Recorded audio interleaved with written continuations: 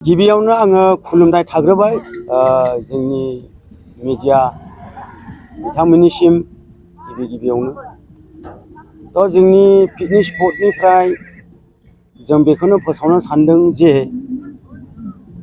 जोङो दिनैनि जि दिन 28 थारिख बे दिनखौ जोङो मोनसे नाइट प्रग्राम कालचार हिसाबै मोनायाव लादोंमोन। नाथाय जोङो बेखौ पारमिसनखौ जों मोनदों, नाथाय जोङो सानावसो। बिनिखायनो जोङो नैबे जिथु नाइट प्रग्रामनि जि कालचार प्रग्राम दंमोन बेखौहाय जोङो सानाव मोननायखाय केनसेल खालामनाय जाबाय। सोर सोर फैनो नागिरदोंमोन आर्टिस्टफ्रा? बेयावहाय सानसुलि आरो बबिता, हायेन, हान्थु लोरफो लोरफो होननाय बियो, बेनिफ्राय क्रिटिकेल बिथांमोनानो फैगौमोन। बेजों लोगोसे उनफ्राव पारमिसन मोनोबा हरनै खालामफिनगोन नामा नोंथांमोना? निस्सय खालामगोन, जोङो पारमिसन मोनोब्ला खालामफिनगोन।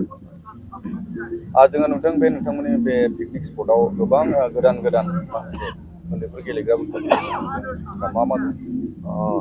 बेवहाय दिनैहाय आं बेखौनो फोसावनो सानो आइफवालि पिकनिक स्पटनि जानानै कमिटि जानानै ओरैहाय जोङो बर्डिं थाबाय नाव, बेखौथ' दाख्लैनिफ्राय आङो मिडिया बुंगासिनो दङ।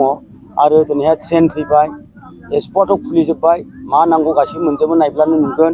आरो नोंथांमोननि मिडियानि गेजेरजोंनो दा नुजोबखागोन। बिदिनो जोंनिया गराय दं, गराया दिनैसिमाव माब्रै जाबाय। दा बेबायदिनो नै फैगासिनो दङ। आरो जोंनि नैबे आइफवालि पिकनिक स्पटनिफ्राय रिकुवेस्ट खालामनाया बेनो जे दिनैहाय आङो बेखौनो खावलायनो नागिरदों जे साफ्रोमबो रायजो राजाफोरखौ नैबे जोंनि जि कालचार, नाइट कालचार, बेखौ सानाव मोननायखाय जोङो बेखौ मिथिं जानानै केनसेल खालामनाय जाबाय। मानोना जोङो नाइट कालचार हिसाबै मोनायाव मोननो हायाखिसै। बेनिखायनो सानाव जानायलाय सानावहाय सोर पाब्लिकफ्रा फैगोन।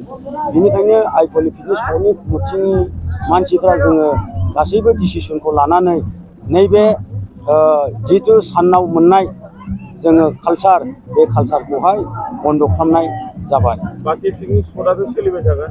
बाखि पिकनिक स्पटना रेडि सोलिबाय थागोन आरो जागासिनो दङ, बे थिगैनो दं। नाथाय नैबे दिनैनि 28 थारिख जि प्रग्राम, मोनानि जि कालचार प्रग्राम, बियो सानाव जानायखाय जों बेखौ कमिटिया बन्द' खालामनाय जाबाय।